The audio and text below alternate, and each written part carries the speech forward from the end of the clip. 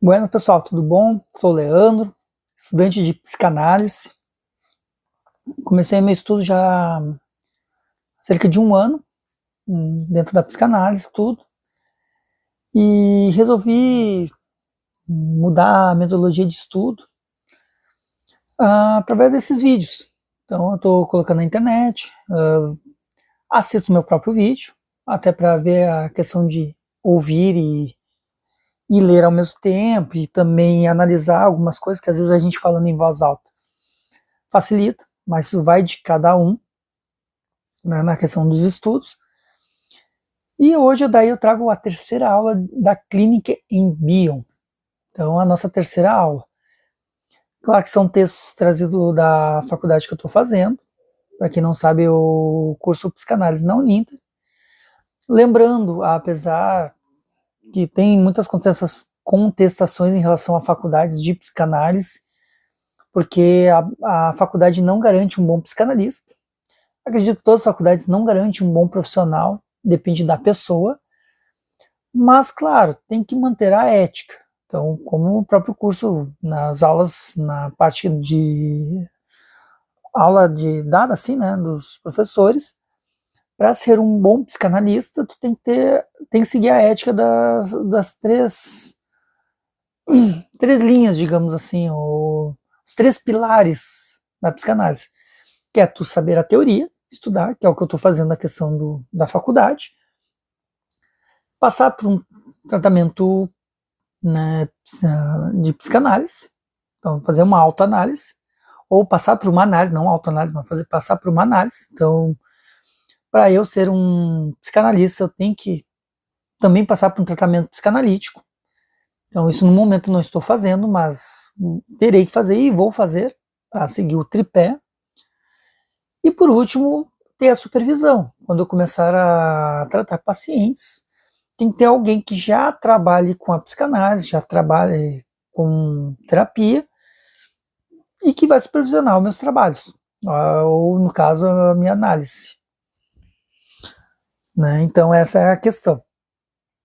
Então, só para vocês entenderem um pouco de tudo que acontece, o porquê que eu estou trazendo o vídeo aqui, enfim. Sem mais delongas, então vamos aqui. Aí aqui nos textos ele já começa a trazer a conversa inicial, para ter tipo um resumo do que foi a última aula. Então aqui, como falar, já sabemos que foi Bion e compreendemos a sua relevância para a psicanálise de grupos, lembrando que Bion traz a questão de grupos. Sabemos que a experiência de Bion com grupos se desenvolveu com um tipo de grupo ligado ao exército, considerado organizado, homogêneo, que chamamos de grupos de trabalho especializados. Freud, ao avaliar a psicologia das massas, teorizou sobre grupos altamente estruturados como a igreja e o exército. Então, estão meio intimamente ligados, até porque Bion foi discípulo de Freud, chegou a ser aluno de Freud, se não me engano. Teorizou sobre grupos, mas também sobre grupos desestruturados, naturais, que funcionam com base em processos primários. Já deu uma inovada aqui. Nesses grupos, as pessoas são facilmente contagiadas pelo movimento da massa. Em grupos desestruturados, as pessoas não se conhecem, mas demonstram a mesma identificação a uma ideia, uma causa, seja por amor ou por ódio. Você poderá estudar mais sobre a psicologia no volume 18 das obras completas de Sigmund Freud. Então aqui ele já sugere a leitura das obras completas de Sigmund Freud. E aqui fala também que vamos iniciar essa etapa, avaliando a identificação, a empatia, o laço social que existe nos grupos, sejam eles em relação a um líder ou uma causa em comum, e buscamos com isso nos aprofundar na teoria de Bion, avaliando o que acontece entre as pessoas, tema que será útil para compreender posteriormente a relação interpessoal no grupo, seus conflitos, além da relação transferencial no momento psicanalítico entre psicanalista e paciente, seja ele um indivíduo ou um grupo. Já falo na questão da transferência, relação transferencial. E só para vocês terem uma ideia, isso acontece a todo momento na nossa vida. Sempre tem uma relação transferencial com alguma pessoa. Seja alguma coisa em relação aos pais, os irmãos, ou alguma questão traumática, enfim. E aí ele fala que irão perceber que Bion não pensou em teorias, mas sim em modelos, como a gente já viu nas outras duas aulas, Ele gostava muito de se comunicar de forma prática, fazendo com que os leitores se envolvessem pessoalmente com o que ele apresentava na teoria. Bion fazia referência a situações já conhecidas das pessoas, usando metáforas para explicar algo, por exemplo, o processo da digestão e a relação entre um continente e um conteúdo. E aqui eles falam que esperam transmitir a nós, estudantes, um pouco da intenção de Bion com a compreensão pragmática do que ele quis nos ensinar. E que está dizendo que no texto, ao final dessa etapa, esperamos que a pessoa que está estudando perceba a contribuição teórica de Bion tem aplicabilidade tanto na clínica individual quanto em psicanálise de grupos, psicanálise institucional e também na análise de questões sociais como temas étnico-raciais e ideológicos. Então, só para a gente, antes de começar, lembrando que as aulas sempre são divididas em 5 temas e mais uma questão prática. Então é assim que se conclui cada aula. Então, na nossa terceira aula, vamos começar com o tema 1, os modelos psicanalíticos de Bion. Então a gente vai trazer os modelos aqui. Então, Bion sempre se comprometeu com a aplicabilidade prática. Então, ele não gostava de ficar só na teoria, ele sempre via a questão prática. Ele chamava seus pensamentos de modelos, ele criava modelos, buscando representar um arcabouço mais flexível e adaptável do que a teoria. Durante uma conferência em Buenos Aires, em 1968, Bion estabeleceu: agora queria começar a referir-me aos modelos.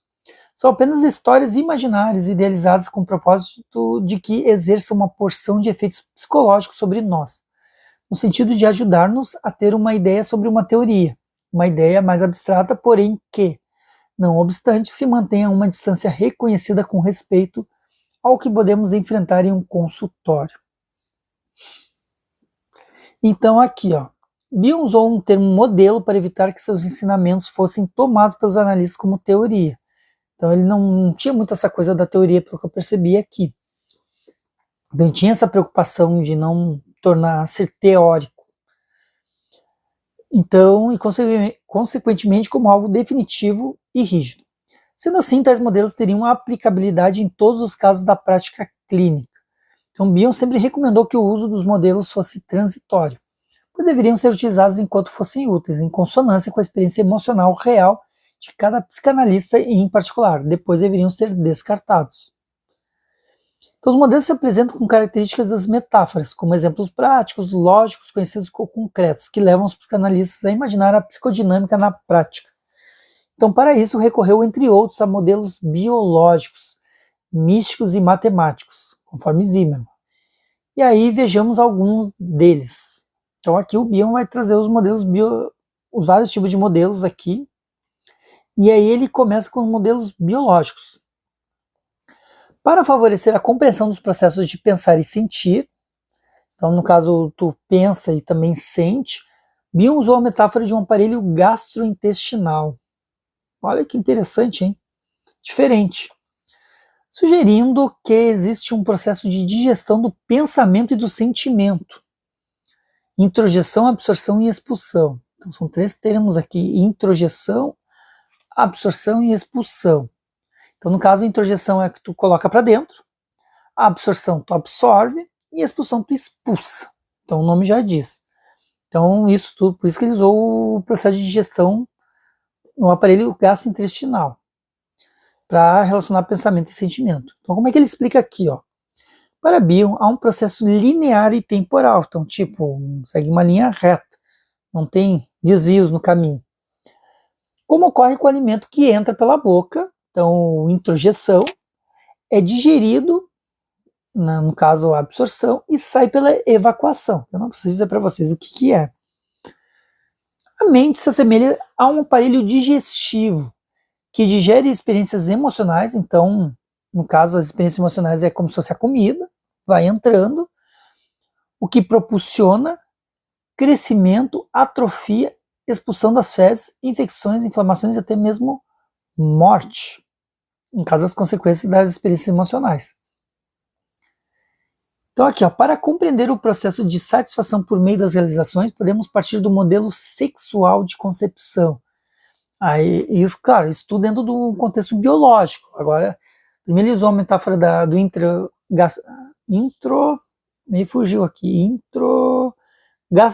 aparelho gastrointestinal. Ele usou esse exemplo aqui. E aí também ele trouxe a questão da questão sexual, ou melhor, né, para explicar o processo de satisfação. Então ele partiu do modelo sexual de concepção, que inicia na fecundação, passa pela gestação e termina no nascimento. Mas de novo a mesma coisa. A fecundação, algo que entra, a gestação, que é a absorção de tudo, e depois termina no nascimento, quando expulsa. Então ele trouxe dois exemplos aí que falam da mesma coisa, tanto o gastrointestinal e tanto a questão na questão sexual, mas no sentido da procriação. Fica bem claro aqui, pelo menos é o que diz aqui o texto.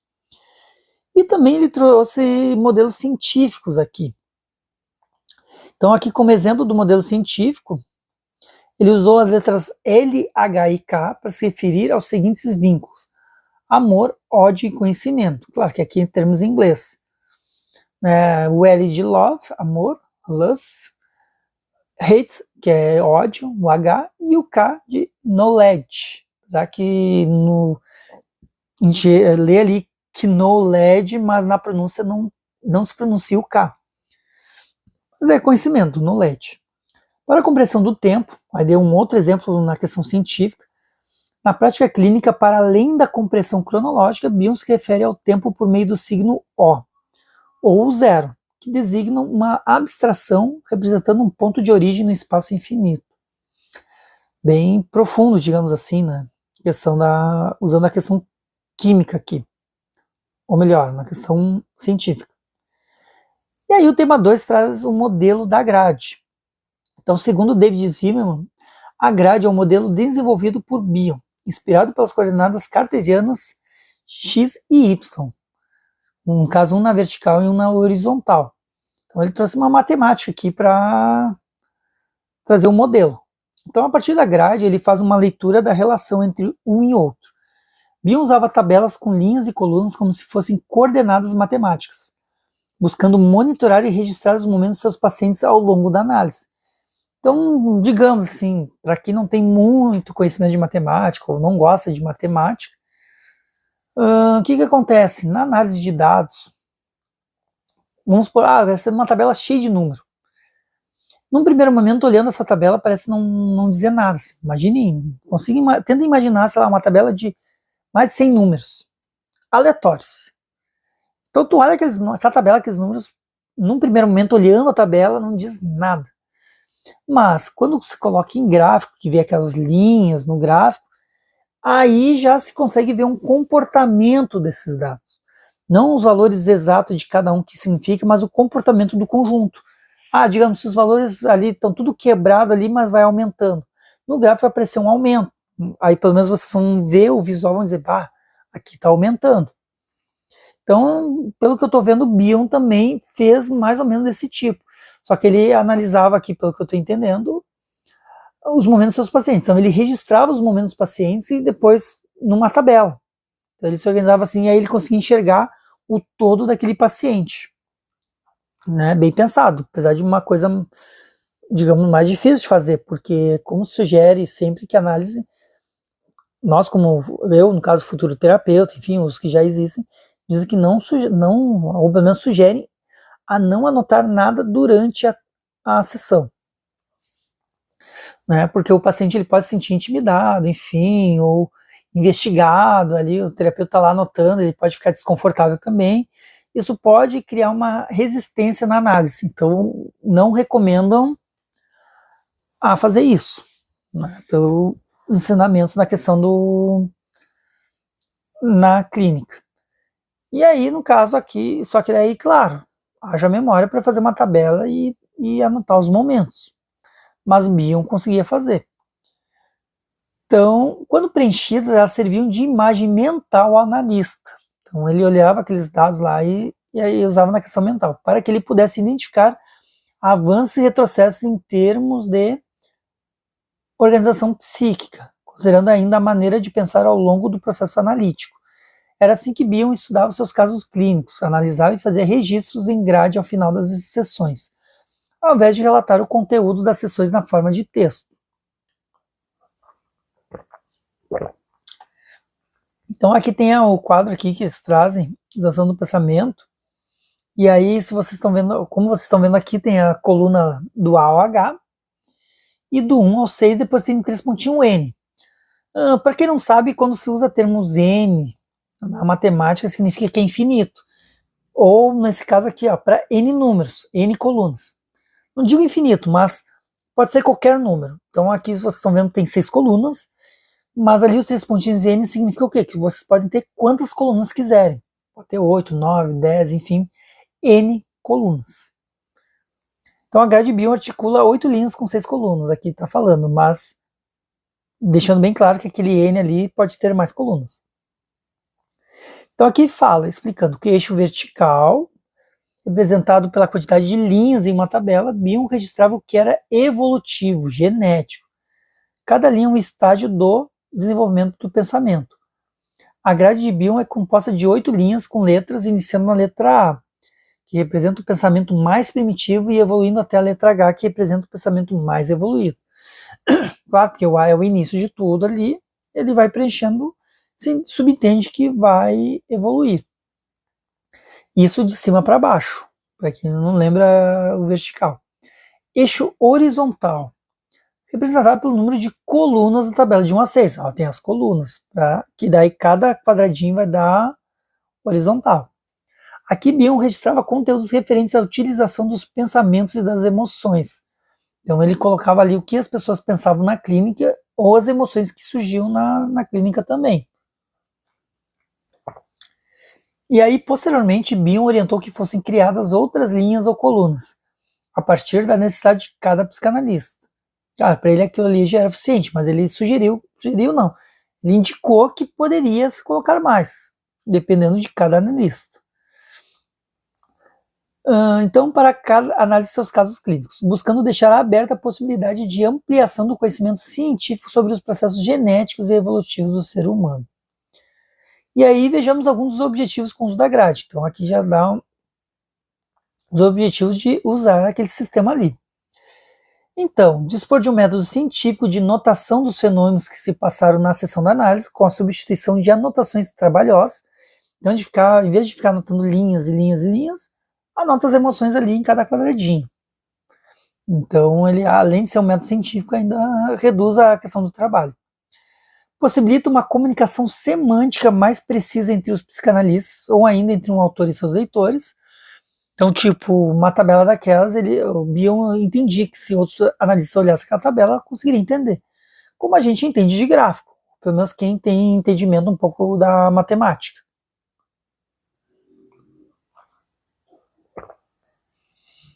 E aqui também fala possibilitar que o psicanalista seja supervisor de si mesmo. Então, tipo, faz ali a análise no paciente, quando termina, olha-se a grade, e aí tu mesmo supervisiona o teu trabalho olhando aquilo ali. Não sei se isso seria o correto na questão do tripé psicanalítico, mas enfim. Então, o que está falando aqui? Que seja supervisor de si mesmo, estímulo ao exercício de reflexão psicanalítica, com uma avaliação mais clara do que está acontecendo, crescimento, estagnação ou involução do paciente, que daí pela tabela vamos ver se está evoluindo, ou se está na mesma estagnado, ou se está evoluindo. Isso aqui justificando o uso da tabela. Agora, fugiria do tripé psicanalítico.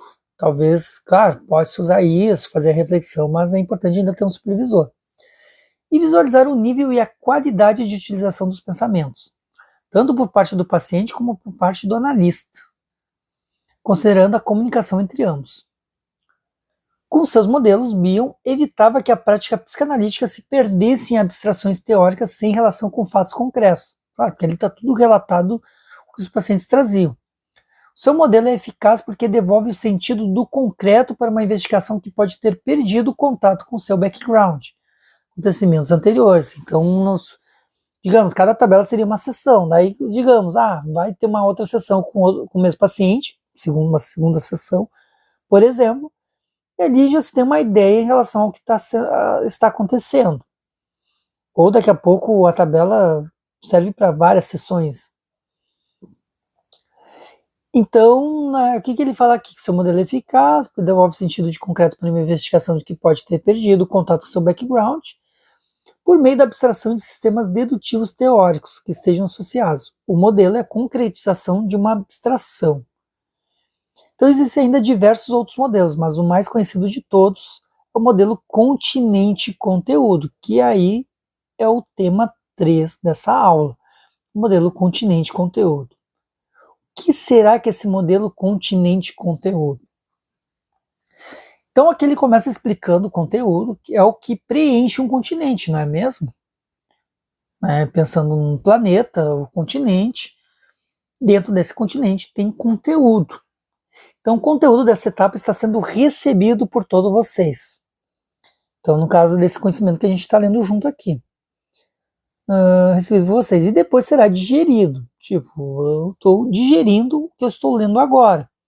Estou tentando digerir, assimilar o conhecimento. Até o momento que será compreendido e assim vocês poderão expulsá-lo, como acontece com as fezes, seja em uma prova explicando para alguém. Então, na verdade, eu estou fazendo as duas coisas. Estou absorvendo e expulsando agora no vídeo. Então, as duas coisas ao mesmo tempo. Claro que eu acredito que para, digamos, caracterizar uma expulsão de fato, seria talvez explicar sem estar lendo, por exemplo. Então seria mais ou menos isso.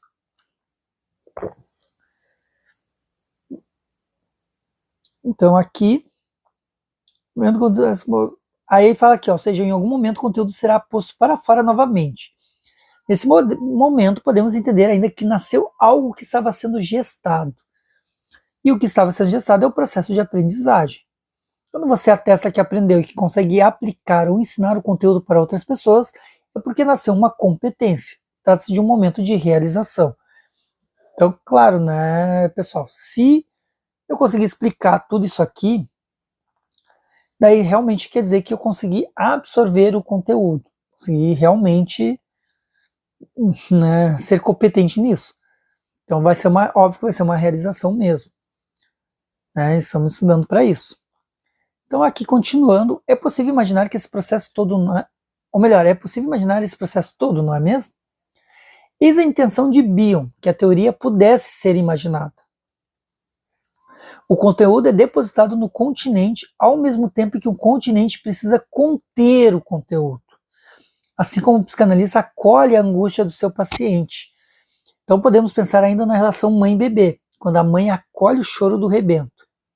O analista, a mãe acolhe o conteúdo e depois o devolve a quem o projetou, mas em doses homeopáticas. É muito lindo poder entender a teoria, ou melhor dizendo, os modelos de Bion, de maneira concreta, quase visual, não é mesmo? Então aqui o texto meio que vai falando comigo aqui também e eu falando com vocês. Que louco isso. Mas aí, na verdade, claro, o texto ele traz para como se fosse uma pessoa falando para si. Então, na verdade, eu estou lendo aqui para mim, mas ao mesmo tempo transmitindo para vocês. Então, aqui continuando no texto, na prática clínica, segundo Zimmermann, o modelo mais conhecido, mais divulgado e de maior aplicabilidade prática é o modelo continente-conteúdo, que avalia o destino das identificações projetivas, no caso, os conteúdos, de um bebê ansioso para dentro de sua mãe, que seria o continente. Então, Bion usou símbolos de gênero para identificar o continente e o conteúdo. Então, na verdade, ele usou o feminino para utilizar o continente, no caso, a mãe, que está com o bebê, e o conteúdo masculino. Esse modelo é especialmente importante para representar o vínculo entre o conteúdo dirigido, o projetado, por alguém e a capacidade dessa pessoa de ser continente para esse conteúdo. O quanto eu posso absorver o conteúdo, quanto eu posso ser continente para esse conteúdo. E podemos acompanhar o pensamento de Bion em 3 possibilidades de desfecho. Quais serão essas 3 possibilidades? Então, quando não há continência, o bebê chora e a mãe não sabe o que fazer. Não sei o que o bebê quer, não sei o que ele quer, não sei o que está acontecendo. E a ansiedade do bebê deixa a mãe ansiosa. A mãe não faz por mal, ela apenas não compreende o bebê. Por vezes ela também chora ou fica impaciente. O que acontece aqui? O bebê projeta na mãe a sua angústia desse prazer, mas a mãe não dá continência a esse conteúdo. Tipo, ela não é continente, ela não acolhe o bebê, digamos. A mãe é refratária, o conteúdo chega nela e acaba voltando para o bebê. Ela não absorve. Então, esse seria quando não há continência, quando o bebê não tem a questão da mãe. Agora tem aqui quando há continência. O bebê chora e a mãe o acolhe no colo, dizendo: bem, bem, não é para tanto. A mãe se mantém calma, sorri, usa um tom de voz tranquilo e em poucos instantes o bebê se acalma. O que aconteceu aqui? O bebê projetou seu medo de morrer, no caso o seio mal. Claro, porque não sabia se ia receber o leite ou não, então por isso que ele estava chorando. Ele não sabe que vai ficar, ele não tem ideia que não vai ficar sem, ele acha que vai ficar sem e vai morrer. Então ali por isso que fala da questão daqui, né? O bebê projetou o seu medo de morrer. E o depositou na mãe. Tipo, colocou tudo na mãe a responsabilidade. E a mãe aceita ser portadora da angústia e a desintoxica. Com isso a criança se acalma. Então a mãe foi capaz de desintoxicar o seio mal e de manter o seio bom. Tipo, a mãe mostrou o lado bom da coisa, que ele não vai ficar sem o leite.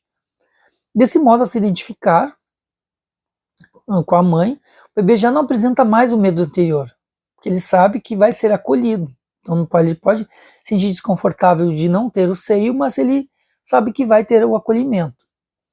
Então já muda de contexto aqui, essa é quando há continência. O bebê pode continuar sentindo fome, desprazer, seio mal, mas já não se mostra tão desorganizado como se estivesse à beira da morte, porque ele sabe que vai receber de novo. Isso quando há continência. E aí tem a terceira possibilidade aqui, quando há hostilidade. Então o bebê chora e a mãe não ama o filho. Existe um problema de hostilidade por parte do bebê ou da mãe. Ocorrem estruturas psicóticas, pedindo o acolhimento do conteúdo projetado. Quem precisava ser continente também projeta um conteúdo hostil no bebê. Então, tipo, no caso a mãe, que era para ser acolhedora, ela também coloca no bebê a hostilidade, como se o bebê fosse hostil para ela. Então aqui o texto está dizendo, o que aconteceu aqui? O bebê projeta na mãe o seu medo de morrer, mas a mãe não está ali, não tem um desamparo. Então o bebê, na verdade todos os bebês projetam a morte, o seu medo, no caso de morrer na mãe. Só que existe quando há continência, aí a mãe acolhe, mas às vezes não há continência. Só que nesse caso, quando há hostilidade é quando a mãe vê uma questão ruim no bebê. Então esse é o problema. Aí o bebê experimenta, então aqui fala, o que aconteceu aqui? O bebê projeta na mãe o seu medo de morrer, mas a mãe não está ali, então há o desamparo. Ou o bebê experimenta hostilidade por parte da mãe, ou ele próprio teme a mãe, então ele tem medo da mãe. E ao se identificar com quem deveria ser continente, o bebê acaba por recuperar um terror sem nome, muito pior que o medo de morrer anterior. Então ele começa a criar outros medos. Olha que loucura isso. Deve ser uma confusão muito tensa. Aí, claro, por isso que lembrando que o Bion ele estudou muito a questão dos psicóticos. Então, nesse caso aí, se explica muito. Então, para compreender a aplicabilidade prática dessa explicação na clínica, não entenda a mãe como uma mulher que deu à luz um bebê, explicando aqui a questão do masculino e feminino, mas faça uma generalização. Então, no caso, o continente, que seria a mulher, o feminino, pode ser entendido como o grupo, o coletivo, o contexto, pode ser um médico, pode ser Deus, um líder, um analista. Então, é o continente, o que abraça. A complexidade bio fica ainda maior, quer dizer, não é uma questão muito fácil de entender, não. Quando todos os modelos são considerados ao mesmo tempo. Mas não se preocupe, pois assim como qualquer habilidade, essa competência vem com a persistência. Então, digamos, por mais difícil que seja estudar bio ou qualquer outro autor, se tiver persistência, aquilo vai começar a ser mais fácil para si. Então comece pelo conhecimento, passe para a aplicabilidade prática dos modelos separados, e só então busque estabelecer relações entre eles. Então aqui o texto está sugerindo que a gente tem que começar aos poucos mesmo. Não dá para atropelar os burros na frente dos bois, uma coisa assim. Então não dá para fazer isso. Tem que começar aos poucos, que né, estudando aos poucos, vai internalizando isso. Então, como eu falo aqui, isso o texto está dando uma sugestão de como estudar. Então, a grade é o exemplo de maior complexidade, por isso melhor a fazer é deixar esse modelo para um segundo momento. Então, o texto sugere que vai ficar para as próximas aulas. Em resumo, lembre-se de que a competência clínica vem da reunião dos seguintes fatores. Então, aqui ele traz os fatores para que... Como é que a competência clínica surge em nós? Como é que vai vir a competência? Então, quais são os fatores? Então, aqui fala conhecimento, estudo teórico, saber, como eu tinha dito para vocês, que a gente tem que estudar. Também é através da habilidade, que é relacionar teoria e prática. Lembrando que teoria e prática na psicanálise, elas andam juntas. Então, aqui no caso, relacionar teoria e prática, problematizar a realidade, analisar casos clínicos de outros psicanalistas e iniciar a sua própria atividade clínica, o fazer. Então, ele já traz a questão da habilidade que tem que ir para a prática, mas ao mesmo tempo analisar outros casos clínicos e também de outros psicanalistas e iniciar sua própria atividade. E por último, atitude. Entregar-se ao processo analítico como paciente, para que seja possível entender na pele o que a teoria diz. No caso, a teoria seja. E aí, então, entra no tema 4, que é a função continente do analista. Lembra que a gente viu a diferença de continente e conteúdo? O continente seria a mãe, que abraça tudo, e o conteúdo seria o bebê. Então, nesse caso aqui, a função continente do analista. Então, quando a gente estiver na questão clínica com o paciente, então, no momento que a gente é o terapeuta, o analista, a gente está sendo continente. E o paciente, o conteúdo, pelo que eu estou entendendo aqui, só pelo título. Então, o que fala o texto? Bion nos ensina que todas as pessoas apresentam em sua personalidade uma parte neurótica e uma parte psicótica. Essa eu não sabia. Claro, lembrando isso conforme estudos de bio. A parte psicótica é mais primitiva. Até um parênteses aqui, para quem não lembra da questão da psicose, que acho que, se não me engano, eu expliquei na primeira aula, que seria o inconsciente ao céu aberto. O psicótico leva tudo ao pé da letra, as coisas. Que nem tem um caso que eu ouvi até de um psicanalista, Lucas Napoli, que ele trouxe um exemplo da uma guria que ela começou a dizer que um namorado, por ele ser indigno, ser hipócrita, o termo era hipócrita, que ele entortava olhos. Claro, porque lá como o caso é em alemão, e aí a expressão que ela usava, que eu não lembro o nome em alemão, mas que significa entortador de olho, mas no sentido, digamos, pejorativo, quando usava aquele termo em alemão para chamar as pessoas de hipócritas. Só que, claro, ela, por ser psicótica, quando deu surto, ela acreditou que os olhos dela estavam tortos por causa do namorado. Então, o psicótico leva muito ao pé da letra. Eu diria um exemplo aqui no Brasil, que a gente tem o termo do fura-olho. Quando, às vezes, a pessoa pega a namorada de alguém, ou o namorado de alguém, furar o olho. Ou quando, eu tô interessado naquela pessoa ali, daí o outro vai lá e chega e fura o olho. Um psicótico, ele acreditaria que o olho dele estava, que aquela pessoa fura o olho de verdade. E ele ia acreditar, inclusive, que o olho dele estava furado. E por mais que tu explique para ele que não, isso aqui é pejorativo, enfim, ele vai acreditar que o olho dele está furado e não tem Cristo que vá convencer ele.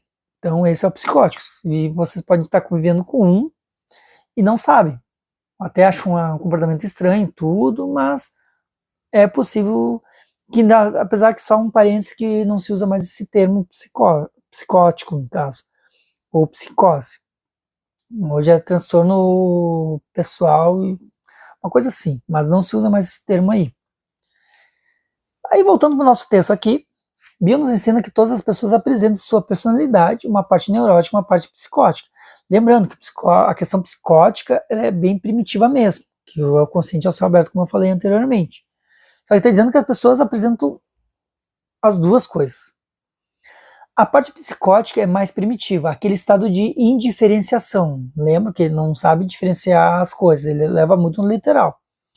de confusão que predomina nos anos iniciais de desenvolvimento, porque o bebê, quando nasce, ele não tem noção da realidade, ele acha que é tudo uma coisa só, seio, mãe, tudo é uma coisa só, e demora com o tempo ele começa a perceber que ele e a mãe são indivíduos diferentes. Então é muito confusa a fase inicial do bebê. E no caso ele está dizendo aqui, o Bion, que as pessoas têm as duas partes. Que também tem muita coisa que... Então a parte psicótica traz estado de indiferenciação, de confusão que predomina nos anos iniciais de desenvolvimento. Mas que nunca deixa de existir nas pessoas. Ele acredita que as pessoas têm um pouco disso. Assim como o corredor, o que somos é o mesmo contínuo, ou seja, alcançamos um equilíbrio na parte neurótica da personalidade, mas se vivemos o extremo, encontramos a nossa parte psicótica. Para compreender a função continente do analista, vamos recorrer a Melanie Klein e a Winnicott. Num período de maior desorganização da personalidade, típico em bebês, a pessoa está em uma condição de dependência absoluta. Nesse caso, o hoarding, o primeiro estágio de cuidado necessário. Outro parênteses aqui, o hoarding, no caso, o termo que até foi o Winnicott que trouxe, mas se o texto trouxe da Melanie Klein, talvez ela também falou sobre o hoarding, que é a questão do acolhimento, que é importante, que nem falar da mãe boa, que claro que não, o Winnicott diz que a mãe não tem que ser perfeita, mas o ser boa é no sentido de algumas questões que a mãe tem que executar em relação ao bebê. Então é isso que ele fala, o hoarding seria o acolhimento, o holding, o abraço. Então na fase de dependência absoluta, o cuidado materno satisfatório é o de conter, satisfazer para que o bebê tenha a ilusão de ser onipotente, né? Porque o bebê ele acha que é o único, que é tudo centra nele, e de certa forma porque a gente fica tudo em torno do bebê. Ser onipotente de dominar a realidade. Isso possibilita que o bebê desenvolva posteriormente a capacidade de sentir confiança e segurança. Então é importante esse momento do bebê. O problema é que às vezes muitos pais levam isso aí com a criança crescendo também, considerando como se fosse um bebê ainda. Então isso acaba atrapalhando na questão da fase adulta do bebê. Então a função continente é uma parte do holding, que é onde o analista, o de acolher. Então o hold, dependência absoluta, viver com, junto, mas não tão misturado, é a função simbólica estabelecida, que é a diferença entre pai, mãe e bebê. A capacidade de continência do psicanalista, segundo Zimmermann, refere-se à capacidade de poder conter dúvidas, incertezas, angústias e sentimentos de ódio, tanto em relação ao seu paciente quanto em si próprio, para depois poder devolvê-los em doses mitigadas e modificadas. Então é só através do modelo de seu terapeuta que o paciente é capaz de desenvolver a sua capacidade de ser continente de suas próprias angústias, suportar suas dores ao invés de simplesmente evitá-las. O que acontece? As pessoas elas tendem a não aceitar seus traumas, as suas questões psíquicas, as suas angústias. Então a terapia nada mais não é para te esquecer suas angústias ou para te deletar. A gente não vai deletar, não tem como deletar.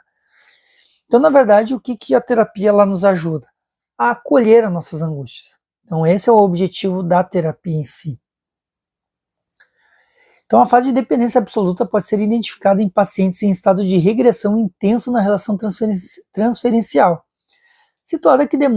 situação que demanda do analista a função do hold. Freud também valorizava essa capacidade do analista. O pai da psicanálise estabeleceu que a regra fundamental da prática é a atenção flutuante, ou atenção uniformemente suspensa em relação a tudo que escutamos. Claro que para vocês entenderem a questão da atenção flutuante, ela é uma coisa mais inicial do curso, que quando começa a estudar a psicanálise, né, que o analista tem que ter atenção flutuante. Isso não basta só ouvir o paciente, ela tem que prestar atenção em todas as nuances do paciente, todas as divergências, aquele ponto chave, digamos assim, e aí nisso trazer para o paciente, porque o analista nada mais que o tradutor, ou digamos, ele traz o inconsciente do paciente.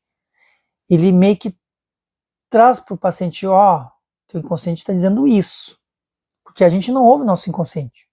A gente tende a ignorar o nosso inconsciente, muitas questões. Então está no analista trazer aqueles pontos. Então essa é a atenção flutuante. Então esse é o pressuposto básico para que seja possível conter e sustentar o conteúdo do paciente. E o Bion, citado por Zimmermann, refere-se à função continente como uma capacidade negativa, que implica em uma atitude interna do terapeuta, que entra na sessão sem memória, tipo, zerado, sem desejo, sem compreensão, tipo uma folha em branco. Isso porque se o analista entrar na sessão com a mente saturada de coisas, tipo saberes, lembranças, sessões passadas, anseios de cura, pressão para ser capaz de interpretar corretamente, tiver todas as questões, ele não será o continente adequado. Então já está dizendo que tem que estar livre, tem que estar zen, tranquilo, sem nenhuma interferência psíquica do analista. Então o analista tem que entrar em branco. Senão não vai ser o continente adequado.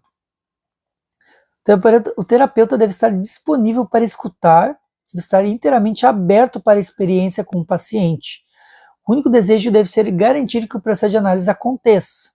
Então, isso é o objetivo. O analista, pelo que eu estou lendo assim, os textos, ele não tem que ter o desejo de curar a pessoa, de eliminar o trauma da pessoa, mas que o processo de análise aconteça. É isso que o analista ele tem que se preocupar.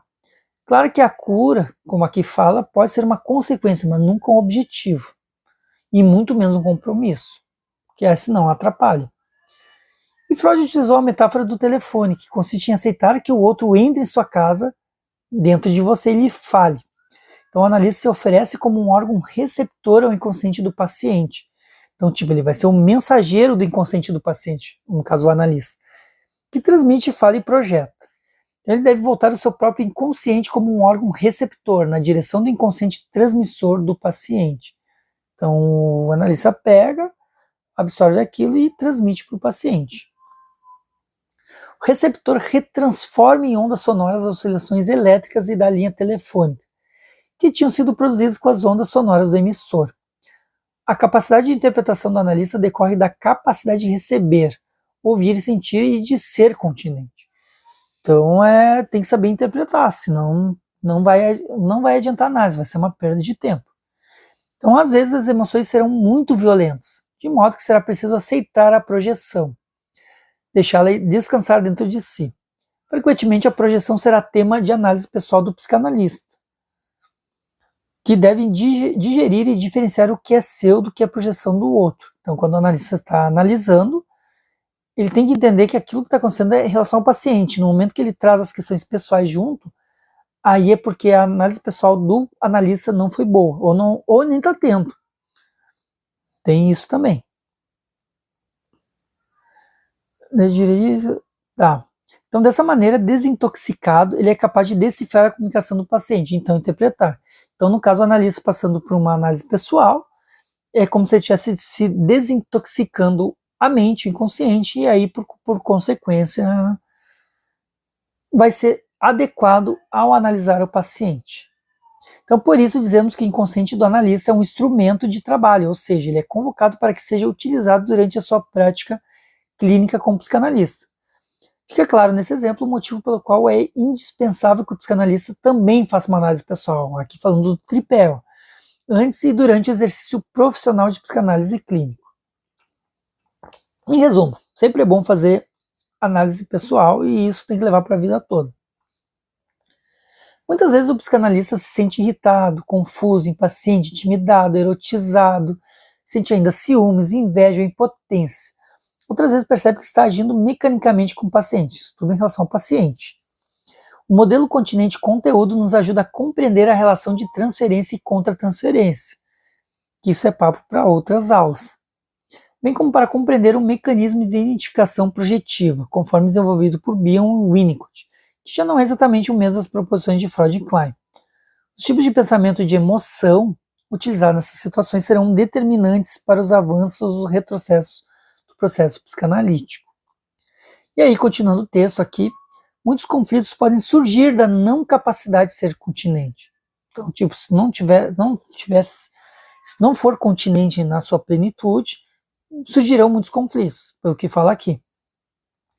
Nas manifestações acaloradas de torcida ou eleitores em campanha, é comum que os grupos se juntem por afinidade, por compartilhar de uma identidade.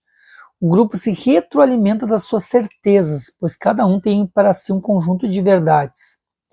E quando alguém de fora apresenta uma crítica ou outro ponto de vista, contrário ao nosso, isso ameaça a nossa sensação de certeza, plenitude ideal.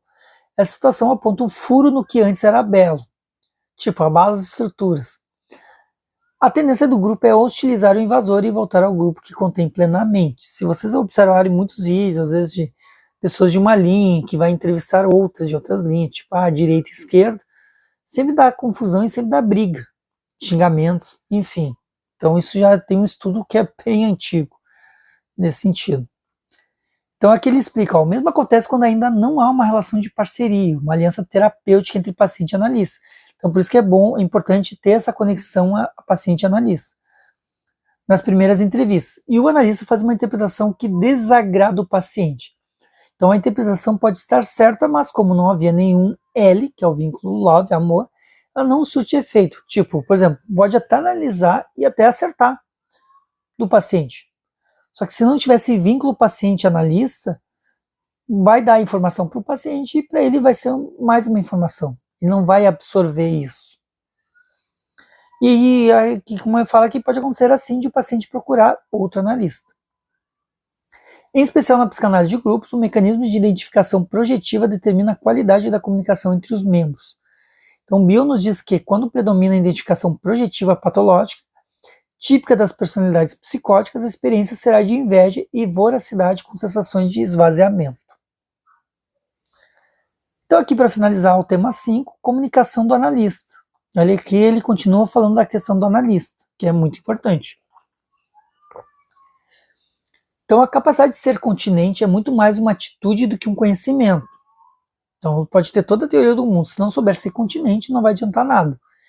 Então, ela precisa ser desenvolvida pela pessoa do analista, por meio de exercícios práticos deliberados e repetitivos. Isso é, a prática clínica que vai melhorar a nossa habilidade. Então, trata-se de uma habilidade de comunicação que todos temos em nossa vida pessoal, porém, na vida profissional, ela precisa ser planejada e treinada, para que favoreça o método e não atrapalhe ou comprometa. É que nem na vida, né? A gente tem que estar sempre exercitando aquilo ali para poder melhorar.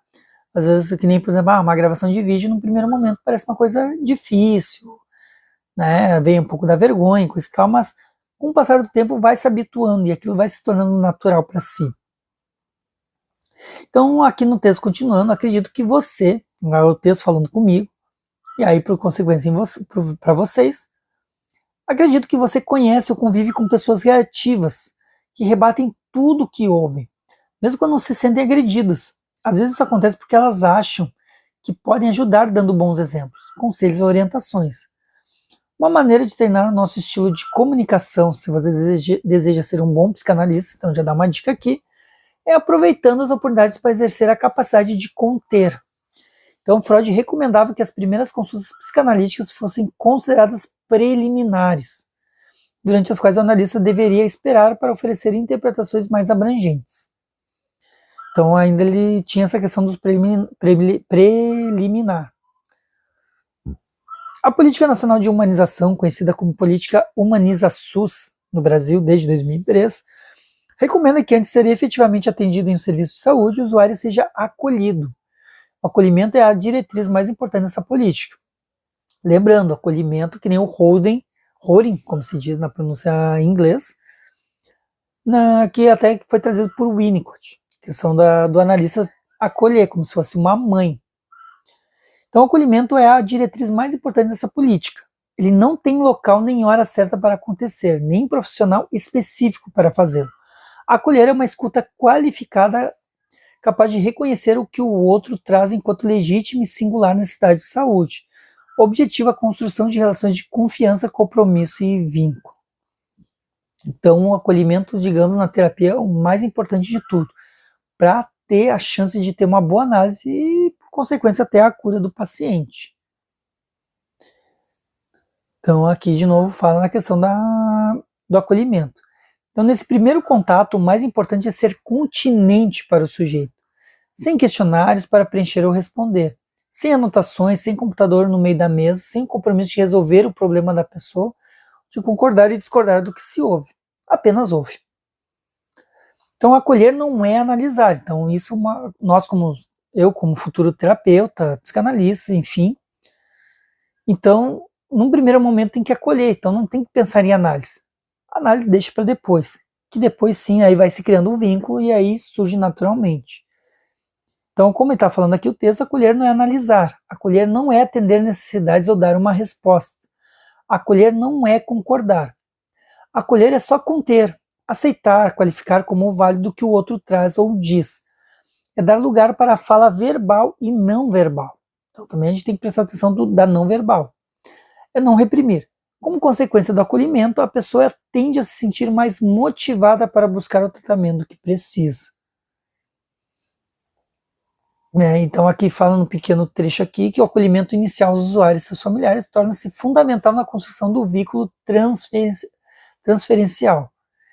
Que isso também é um assunto que se fala muito da questão da transferência. O que a gente às vezes tem traumas de infância lá em relação à nossa mãe, por exemplo. E quando a gente chega no terapeuta, a gente leva isso para o terapeuta, como se o terapeuta fosse a mãe. E pode ser até homem, não é nem essa questão. Só estou dando um exemplo aqui. Então, existem vários tipos de transferência. Transferência de ódio, transferência de amor. Tipo, às vezes o paciente se apaixona pelo analista, mas ela não está apaixonada pelo analista. Ou ela, ou ele, enfim.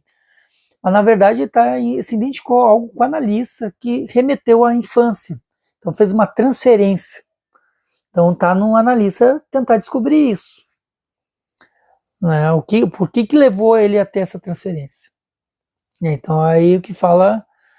Então, o acolhimento é fundamental para que haja essa transferência, para que aconteça a análise. Senão, não tem como acontecer, porque para acontecer a análise, tem que ter a questão transferencial do paciente com o analista.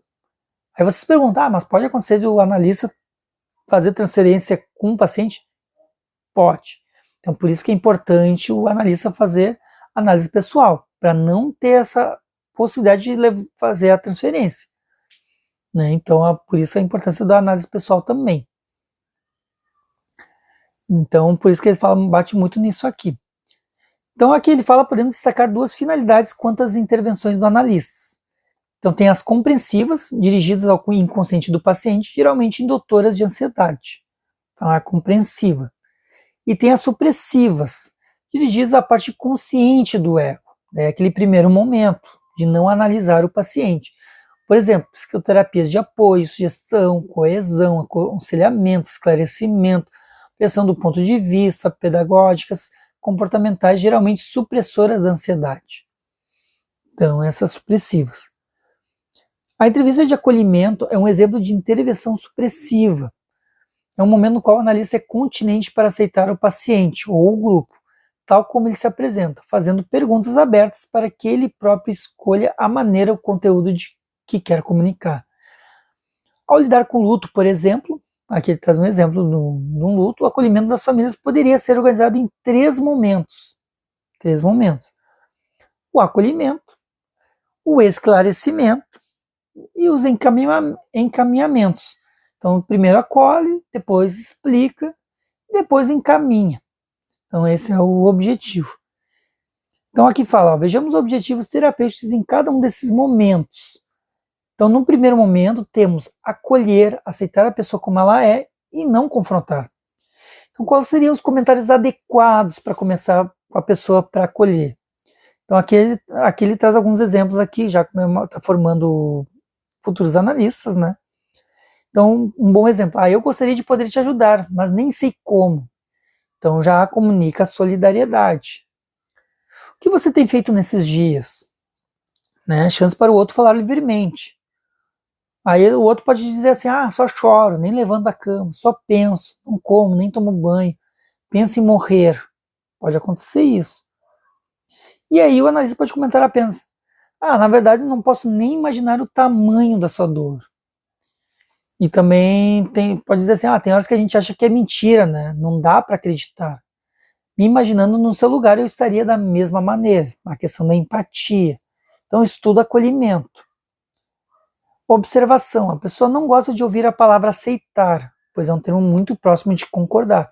Vai falar em acreditar. Então, é o bom a gente usar o termo acredito e não aceito. Você tem que aceitar. Não. Que sabe, não acredita que possa acontecer isso? Então, seria um termo melhor. E aí, no segundo momento, favorecer a percepção da rede de apoio social, motivar a pessoa a aceitar ajuda, que daí é o segundo momento, tipo, de onde você está tirando forças para aguentar? E aí tem respostas comuns, nem sei, ou é Deus que está me ajudando, ou tem os meus filhos, ela não iria querer que eu me entregasse, tipo, referente a uma outra pessoa que considera muito. Não pode se ouvir respostas assim quando tu perguntar isso. E aí pode perguntar assim, com quem você prefere ficar ou conversar ou passar o dia? Aí vai estimulando o paciente. Aí também uma outra pergunta, de ontem para hoje, o que você já conseguiu fazer? Comer, dormir, banho? Claro, pacientes já estão num estado crítico também. Quem está ajudando você nesses últimos dias? Já vai tentando entender também a vida da pessoa. E aí estimular a pessoa a aceitar ajuda. Que bom que você tenha quem pedir ajuda. Imagino que eles também precisam de você. Então tu vai botando a pessoa como importante também. E aí vem o terceiro momento, que é o encaminhamento, os comentários. Então o que você precisa fazer agora? Daí joga para a pessoa para ver o que ela vai dizer. Mas aí ao mesmo tempo estimular a pessoa a pensar em necessidades, não em vontades. Isso é muito importante. Porque a vontade dela, daqui a pouco ela está depressiva. Ela não vai ter vontade nenhuma. Ou não vai ter vontade de fazer as coisas. Então, e também aqui fala ajudar a pessoa a ampliar o foco de atenção para outras áreas da vida, que precisam de atenção nesse momento. Trabalho, filhos, autocuidado. Então, nesse momento, motivar a pessoa a continuar atendimento psicológico psicanalítico, oferecendo opções de serviços públicos, convênio ou serviços privados, conforme os recursos do contexto. Opção de encaminhamento, serviço de assistência psicossocial do hospital, ou da rede de atenção psicossocial local, tipo CAPS, CRAS, enfim. É aquela questão prática, às vezes a pessoa está num desespero. Vai ajudar a análise, a psicanálise? Vai. Mas para um momento mais imediato, às vezes tem que buscar esses outros recursos. E aqui fala, todos os profissionais de saúde são responsáveis pelo acolhimento, pois temos aqui um diálogo afetivo com foco na percepção da realidade e no comportamento da pessoa. Então, todos da saúde são responsáveis por acolher. E o acolhimento realizado por um psicanalista ou um psicólogo tende a se constituir em uma escuta mais qualificada. As intervenções apresentam a intencionalidade terapêutica de diminuir a ansiedade, reforçar mecanismos de defesa saudável e ampliar pontos de vista para a percepção de áreas da vida livres de conflito, motivando para a busca de ajuda e tratamento. E aí, para finalizar o texto aqui na prática, então, quando consideramos a utilização prática dos modelos de Bion, podemos imaginar o relato de uma sessão. É sempre melhor quando o psicanalista faz anotações apenas depois que termina de atender o paciente, não durante a sessão, como eu comentei com vocês. Quanto à capacidade de ser continente, o psicanalista pode exercitar essa habilidade em práticas de acolhimento. Ao conversar com uma pessoa fragilizada pelo enfrentamento da morte ou de luto, podemos identificar se ela apresenta maior ou menor fragilidade, a partir do que ela fala e do modo como ela fala. Então a gente pode perceber isso. Às vezes uma única sessão de acolhimento é suficiente para ajudar a pessoa a retomar o autocuidado. Em outras situações será necessário encaminhá-la para atendimentos em serviços especializados. Então depende, é cada caso um caso. O quadro a seguir apresenta exemplos pertinentes. Se for necessário, tome providências para que a pessoa receba a ajuda psicossocial da família, ou de amigos, ou se necessário, ajuda profissional. Então sempre, auxiliando a pessoa e encaminhando a pessoa para profissionais especializados, dependendo da criticidade da pessoa. E aqui tem um quadro que traz a questão do exemplo de enfrentamento. Quando a pessoa está mais frágil, vulnerável, a pessoa fala em frases curtas e desconexas, período de silêncio ou fala muito devagar, esquece do que estava falando, choro, gagueira, repetições, se culpa ou culpa alguém pelo desfecho, relações sociais frágeis ou inexistentes, tendência ao isolamento, discurso pessimista, pensamentos do tipo, agora acabou, e aceitar o próprio sofrimento, sentir-se merecedor. E já exemplos de enfrentamento mais fortalecido, orientação no tempo e no espaço, tipo, sabe onde está, sabe o que tem que fazer depois, lembra-se do tempo de internamento de tratamento da pessoa que morreu, além da idade e outros fatos reais. Bom curso e fluxo de pensamento, referência antes, durante e depois, relações estáveis, afetivas, trabalho, queixa-se por estar sofrendo e desejo de melhor. Então, quando já está mais fortalecido. Então, essa é a nossa aula de hoje, gurizada. E que consigam ter aprendido. Hoje, para mim, já acrescentou muita coisa. Consegui analisar muitas coisas do texto. Né? Fechamos 1 hora de aula aí. Então, espero que tenham gostado. E bons estudos para vocês. Valeu!